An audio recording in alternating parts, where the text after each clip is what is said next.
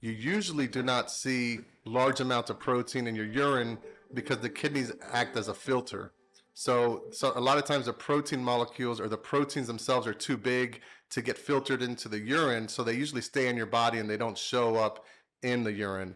So if you are seeing proteins out of nowhere, it could be from anything as simple as an infection or something that's starting to develop, like hypertension and diabetes, where you would want to get that under control to prevent the progression of those diseases.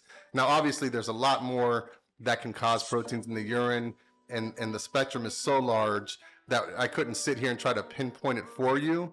But what I like to do as a physician, when I'm presented with any type of symptom or question, is you go down a list of what we call differential diagnosis. So you kind of think about all of the different things that can cause that symptom, and you have to start with what's most common first.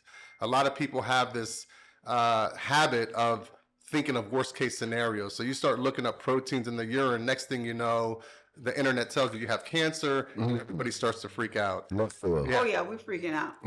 So I would say, really we start with what's most common, and what we do see most commonly when people have protein in the urine, it's usually related to potentially high blood pressure, and again, diabetes can cause it too. My hope is that by the time you've seen protein in your urine, you already know if you have one of those other conditions.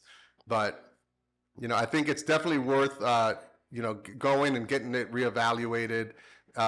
Chances are it's nothing serious, but it's always good to stay on top. Just like it's good to do your screening test to prevent any type of disease, anytime you find something, it's always important to address it as early as possible.